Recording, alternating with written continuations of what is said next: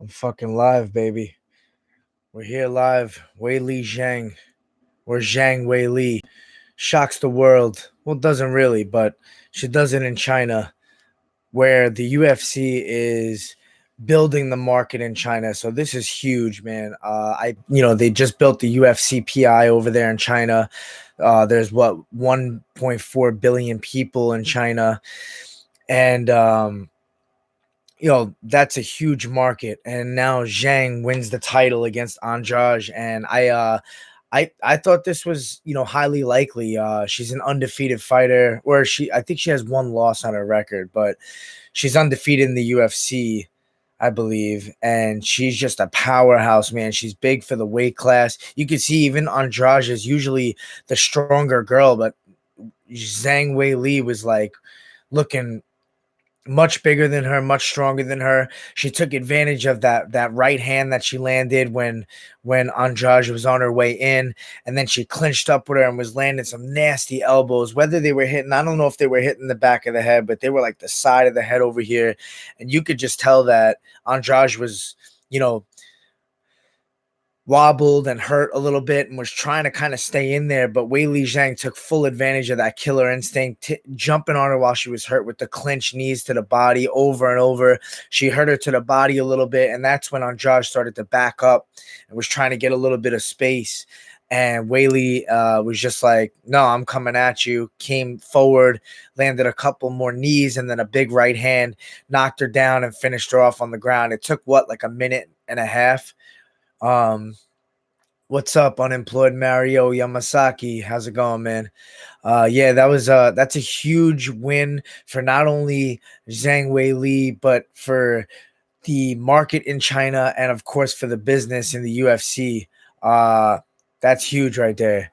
Um, there's they're gonna have a lot of explosion in that area of the world now as far as business goes, and as far as interest goes for fans. And the crowd was fun, man. I was expecting more of like a similar crowd feel to Japan because they're kind of quiet and respectful. But in China, they were loud, man. They were cheering the whole night, so that was kind of cool to see. Uh, that was exciting.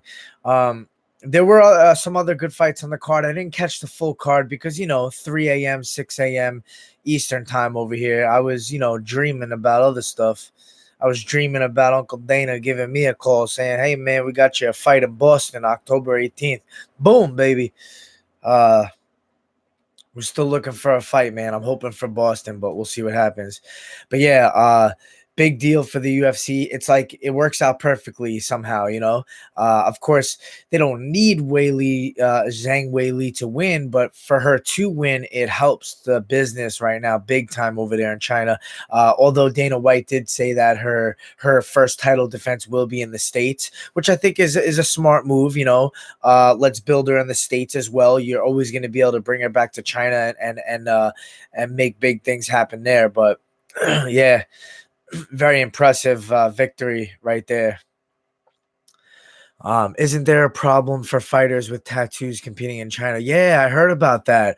Looks like I'm not going to China. I'm not mad at it. I don't really want to deal with that kind of time difference and shit like that. I mean, it's cool to see the world, but when you're going to travel to work and to deal with a weight cut and deal with the pressure of fighting somebody in a cage, it's much different than what people think as far as just, oh yeah, I'm going to travel and see different parts of the world. It's great.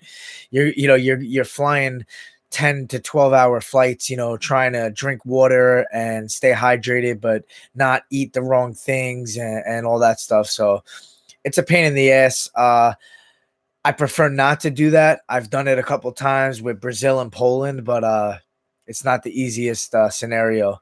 I tend to thrive under those circumstances. I don't know what it is. I think it's just like the journey of going through the whole travel and finally getting there, and then having to work through that. You gain a couple pounds on the flight, you retain water and stuff like that. So I don't know what it is, but I perform well under those circumstances, although I don't prefer to go through that during a weight cut, especially. But yeah, uh, Big win, big victory for China, for Wei Li, for the UFC. Just wanted to touch up on that a little bit. I'm curious to see who they match her up with next. You know, you have Joanna versus Waterson. You have Rose waiting in the wings. You know, I don't know. She's taking some time to herself. You do have options. Let me know what you guys think in the comments below. Who you think Zhang Wei Li should fight first in her first defense. You know, Andrade's going to have to go back to the drawing boards now and have to work her way back up, I'm sure, because that was a clear-cut finish. So we'll see what they do next. If you guys give me a thumbs up and subscribe to the channel, I really appreciate it. I got a whole new music setup. We got a microphone and an interface, and we're going to be doing some music right here. And I'm going to have to put that up on my YouTube channel as well. So stay tuned, guys. I appreciate it. Boom.